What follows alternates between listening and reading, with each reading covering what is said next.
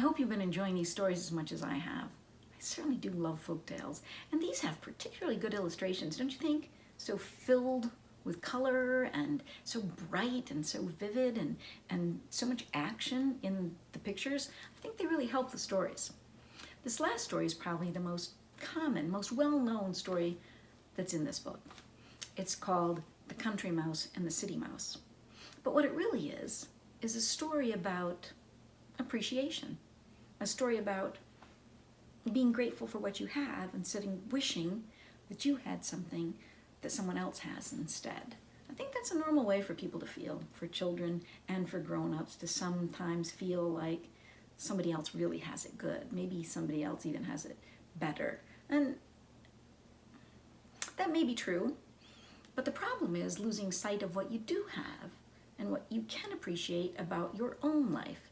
And so, like many of these folk tales, this gives us something to really think about, even though it seems like just a simple story.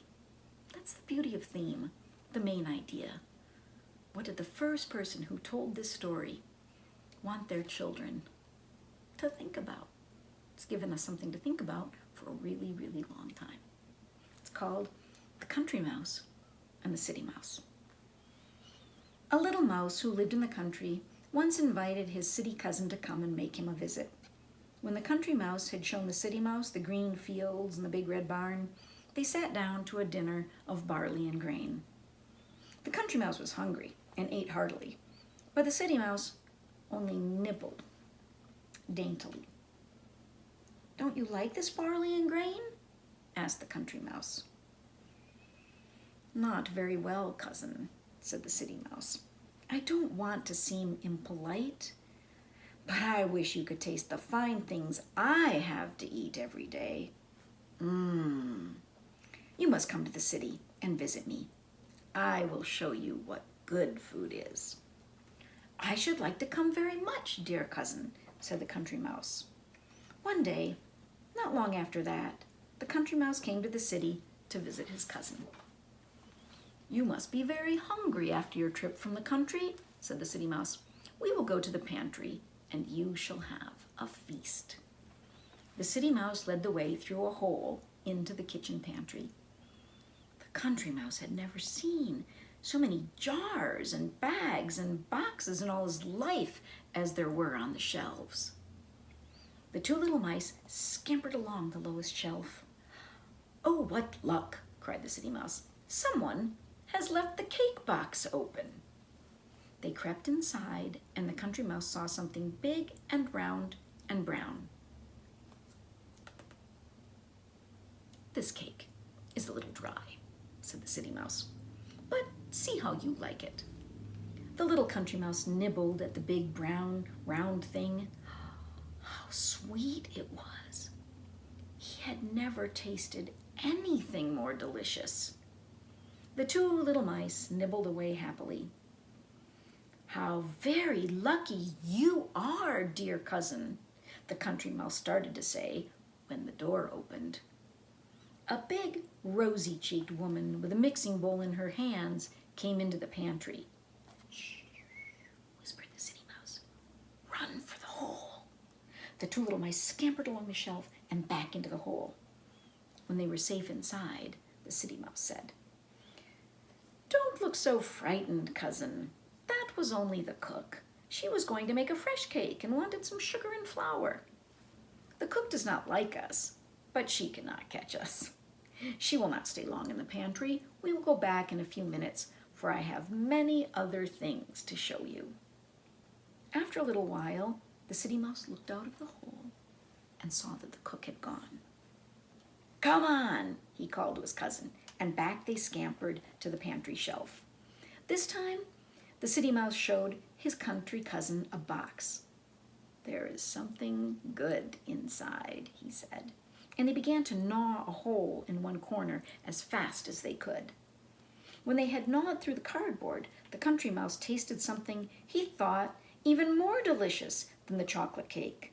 The city mouse told him that the box was filled with raisins. What fun it was to have such fine things to eat every day! Country Mouse was thinking when he heard a scratching at the door and a strange sound, like meow.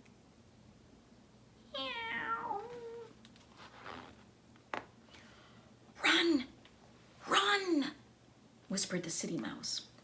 When they were safe back in the hole again, the City Mouse said, "Don't tremble so, dear cousin. That was only the cat. Of course she likes to eat mice and is very good at catching us in her sharp claws. But she will soon go away." The Country Mouse was so frightened he could not stop trembling. "I would rather not go back to the pantry, dear cousin, if you don't mind," he said. "All right," said the City Mouse. "The really nicest thing for mice is in the cellar cupboard. The cat is in the kitchen, so we're safe." They scampered down the stairs into the cellar cupboard. The Country Mouse thought it was the most wonderful place he had ever seen. There were ever so many more things there than in the kitchen pantry. On the floor there were barrels of delicious-smelling apples. From the ceiling hung strings of sausages. On the shelves there were jars and jars and boxes and bags. Some of the jars were filled with golden butter and some with red jelly and jam. In the bags there were all sorts of good-smelling things. The two little mice scampered about, nibbling here and there at what they could find. The Country Mouse saw something a deep yellow color. It smelled very good. He took a nibble. It had a most delicious taste. "That is cheese," the City Cousin told him. "There is really nothing better than cheese." The Country Mouse saw another piece of cheese that looked and smelled even better than the piece he had just nibbled. It was fastened to a strange little round stand. The Country Mouse was just going to take a big bite of this piece of cheese when the City Mouse called out, "Stop! Stop! Don't eat that cheese! It is a trap!" "What is a trap?" asked the Country Mouse. "I never heard of one." "If you touch the cheese in a trap," said the City Mouse, "something hard comes down on your neck. You cannot breathe anymore. You can never nibble cake or cheese again." "Oh," said the Country Mouse, trembling. "I think I must be going home right away. You have been very kind to give me all these fine things to eat, dear cousin. The cake and the raisins and the cheese were delicious, but I would rather eat my barley and grain and be safe." So the little Country Mouse went home to the country and ate barley and grain in peace and comfort for the rest of his days. I'll bet that barley and grain tasted better than anything he'd had before. So those are our folk tales for today. I hope you've enjoyed them. I hope they've given you something to think about. I'm glad that you came and visited me in my library. See you next time.